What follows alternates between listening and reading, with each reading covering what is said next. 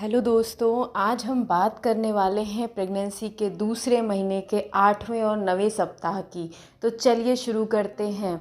8वें सप्ताह में आपका शिशु लगभग एक मूंग के आकार का है। आप इसे अभी तक महसूस नहीं करेंगे, लेकिन उसका शरीर भी एक छोटी सी जिपिंग बीन की तरह है जो फिट और स्टार्ट में चलती है। आपके शिशु का सिर उसके सिर के धड़ से बड़ा है और उसकी छाती पर झुका हुआ है। उसके चेहरे की विशेषताएं धीरे धीरे अधिक परिभाषित होती जा रही हैं, क्योंकि उसका ऊपरी जबड़ा और नाक आकार ले रहे हैं। उसके पास छोटे छोटे टीले हैं जहां उसके कानों का खोल बढ़ेगा और उसकी आंखें अब अधिक स्पष्ट हैं। पलकों की परतें उन्हें आंशिक रूप से ढक रही हैं। आपके बच्चे के मस्तिष्क में तंत्रिका कोशिकाएं प्रारंभिक तंत्रिका पथ बनाने के लिए शाखाएं बना रही हैं। उसके गंध की अनुभूति के लिए जिम्मेदार मस्तिष्क का हिस्सा भी आकार ले रहा है। आपके शिशु के हाथों में उन जगहों पर लकीरें विकसित हो रही हैं जहां उसकी उंगलियां होंगी। उसके पैर बन रहे हैं और उसके पैरों का आकार दिखना शुरू हो रहा है। उसके पैरों की उंगलियों में अभी तक उभार नहीं होंगे।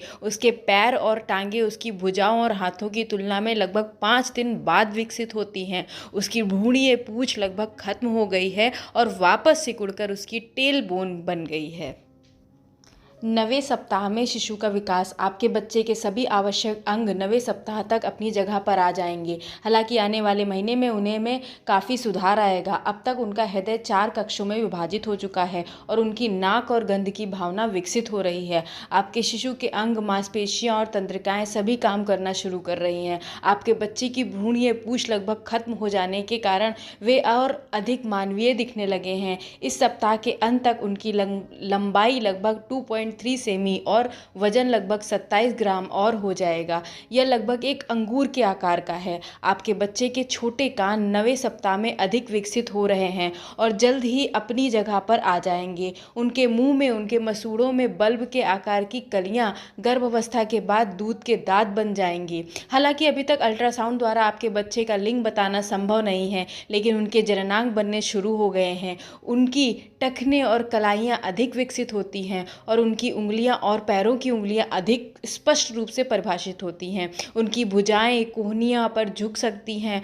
और इतनी लंबी होती हैं कि उनके हाथ उनकी छाती पर आराम कर सके, जहां वे जल्द ही मिलेंगे। आपके बच्चे के पैर भी लंबे हो रहे हैं और 9वें सप्ताह तक उनके शरीर के बाकी हिस्से के अनुपात में भी अधिक हो गए हैं। उनके घुटने और टखने के जोड़ भी दिखने लगे हैं। इस बिंदु तक आपके अंडाशय प्रोजेस्टेरोन के उत्पादन के प्रभारी रहे हैं, एक हार्मोन जो आपके बढ़ते बच्चे के लिए आवश्यक है।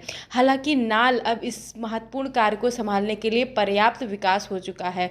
यह आपके बच्चे को आवश्यक पोषक तत्व प्रदान करने और उनके शरीर से अपशिष्ट पदार्थों को साफ करने के लिए भी लगभग तैयार है। जानकारी अच्छी लगी हो तो चैनल को लाइक करें, सब्सक्राइब करें, शेयर करें। Thank you.